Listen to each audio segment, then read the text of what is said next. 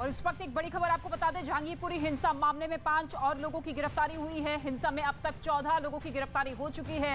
FIR की copy में अंसार नाम के शख्स का जिक्र है, जो कि अपने 4 से 5 साथियों के साथ कुछ लोगों के साथ बात करता है और उसके बाद फिर झड़प होनी शुरू हो जाती है। और ये झड़प इतनी ज्यादा आगे बढ़ती है कि पूरा का पूरा विवाद निकलकर सामने आता है। लेकिन अब ये बड़ी जानकारी मिल रही है, पहले 9 लोगों की गिरफ्तारी हुई और अब 5 लोग और गिरफ्त में आ चुके हैं। यानी कि इस पूरी हिंसा को लेकर अब तक 14 लोगों की गिरफ्तारी हो चुकी है। इसके साथ ही हिंसा प्रभावित इलाके में सुरक्षा बलों की तैनाती बड़े स्तर पर कर दी गई है।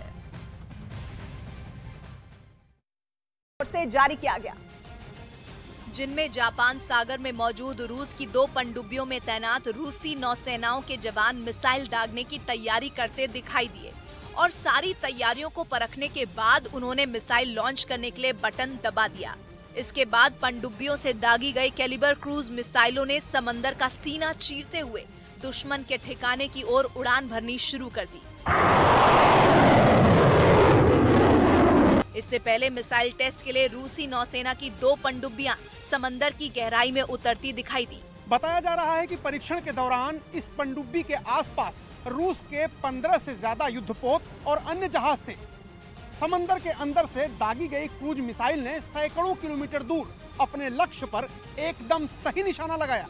यानी रूस ने एक बार फिर साफ कर दिया कि वो अपने दुश्मनों पर घर में घुसकर ही नहीं, बल्कि हजारों किलोमीटर दूर से भी निशाना साध सकता है, जिसके लिए उसने यूक्रेन से काफी दूर जापान सागर में क्रूज मिसाइलों का परीक्षण किया, जिन्हें 2015 में रूसी बेड़े में शामिल किया गया था और इनकी लंबाई 6 से 9 मीटर तक होती है और इनका वजन करीब 150 से 250 किलोग्राम तक होता है।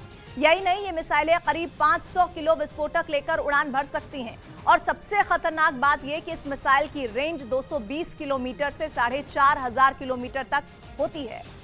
और इस बीच रूसी सेना के कीव से पीछे हटने के बाद इस बात का पता चला है कि पुतिन के सैनिकों ने यूक्रेन की राजधानी पर कब्जा करने के लिए वहां की सप्लाई चेन काटने की साजिश रची थी।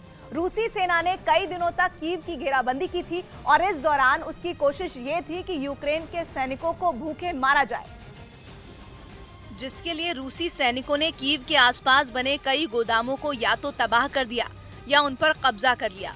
ये वो गोदाम थे जहां यूक्रेन की सेना और लोगों के लिए भारी मात्रा में खाने पीने का सामान रखा गया था, ताकि जंग के दौरान कोई भूखा न रहे। यूक्रेन के इसी तरह के एक बड़े गोदाम में न्यूज 18 की टीम पहुंची, जो कीव से करीब 40 से 50 किलोमीटर दूर है।